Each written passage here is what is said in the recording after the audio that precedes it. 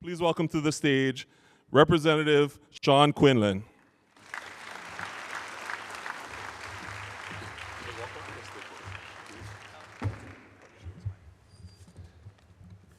Aloha, good morning. I don't know if I can live up to that introduction. Thank you, Ilahia. So about 350 years ago, the philosopher Jean-Jacques Rousseau wrote a book called The Social Contract. And it was examining the relationship between the governed and those who govern. I've always felt that Hawaii's relationship with tourism was also a kind of social contract. In the 1980s, we made a grand bargain between our governments, the people of Hawaii, and the visitor industry that we would no longer toil in pineapple and sugarcane fields, but we would instead work in air-conditioned hallways of major resorts. And for decades, the bargain worked. There were always a few hiccups along the way, but generally speaking, the industry was able to both grow and thrive on our shores, and the people were content with the jobs and the tax revenue that the industry provided. And then at a certain point in the past decade or so, things started changing a little bit. I think we went from 6 to 10 million visitors in a relatively short span of time, but perhaps more than that, the habits and the makeup of our visitors changed. And what do I mean by habits? Well, no longer content to spend their days idling away poolside at the resort, guests started to roam farther and farther afield in search of new exciting adventures, and perhaps most importantly, to document and share those adventures on the internet, on social media.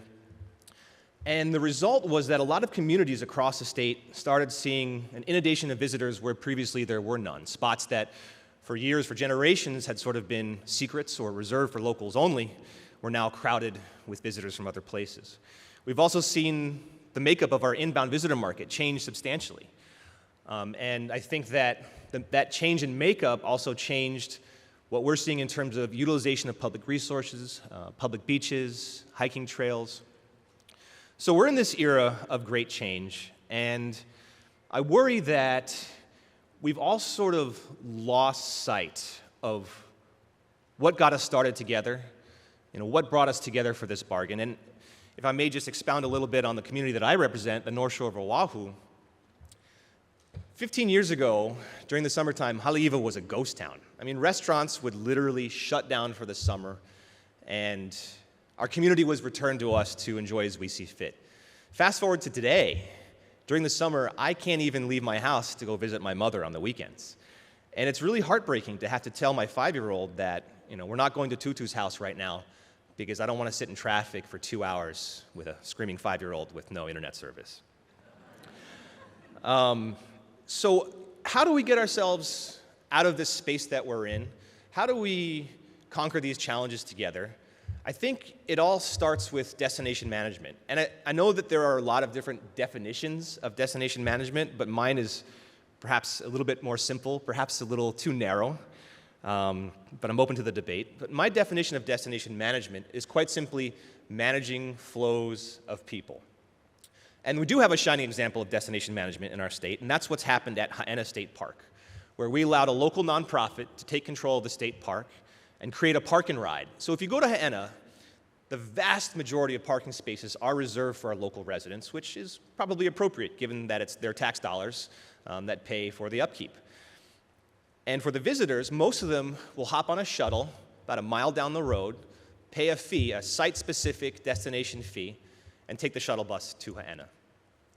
This has led to an ability for the community to take back that space for themselves, to enjoy it for themselves, to feel pride in that space where they have so much kuleana. And I think that Ha'ena is a model that we can learn from and try and replicate across the state. I've been speaking to our various county governments over the last year and letting them know that the legislature this year appropriated $3.5 million for a first-of-its-kind in the nation visitor mobile app.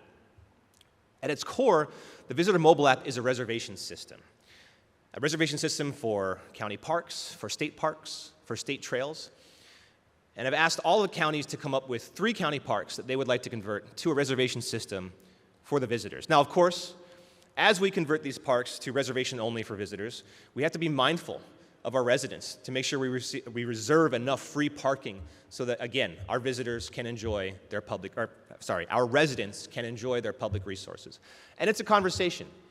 And it was very important to me in creating this visitor mobile app that the Tourism Authority lead the way on this project, because I truly believe in the wonderful men and women we have at the Tourism Authority. I think they have the skill set and the knowledge and the community mindedness to pull this off. And it is my dream that a few years from now, once the app has been created and we've converted some of these parks to reservation only, that communities can come to HTA and say things like, hey, for this particular beach park, can we get 10 more parking spots for the residents? And with the click of a button, HTA can make it happen. I think the second thing we need to focus on is preserving the uniqueness of our destination. And to me, that really begins and ends with aloha. There are a lot of tropical destinations around the world. I was at ITB in Shanghai recently with HTA, the travel show, and I was really stunned at the economic outlay that the Maldives made. I mean, their booth was like an aircraft carrier.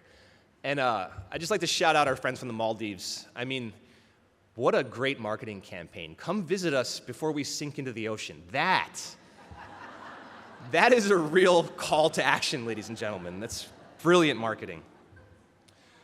So we have to be cognizant of the fact that we are competing in a global marketplace, and we can't just stand idly by and say the way we've been doing things forever will be what the visitor wants. We have to continually innovate in areas like agritourism, ecotourism, voluntourism, and meet the changing needs of the market, because we are competing with a lot of other destinations that are innovating. And last, just to bring us back to this concept of a social contract, I think all of us in this room, we have to forge closer relationships with each other, and more importantly, closer relationships with the communities where we operate. Tourism is essentially a value proposition, and when that value proposition is underwater, it's bad for the residents, and it's bad for your guests. I don't want any of our visitors having a bad time because the state or the counties failed to manage tourism and residents are upset at people who came here to enjoy their vacation. I want our residents to be happy, I want our visitors to be happy, and I want our industry to thrive, because you are so critical to the functioning of our economy. I'd like to end by just saying mahalo to all of our wonderful folks at HTA, to Daniel Nahol PE, to JD, to Kalani, to Ilihia, even to Isaac. For all of the wonderful work that you do, to our board members, to our chair, Chair Hanneman, for his work over the last year, stabilizing HTA, giving it a new voice, giving it some new breath. And whatever role that I serve in the legislature, I'm committed to the industry, I'm committed to our people, and I'm committed to helping all of you. So mahalo for your time.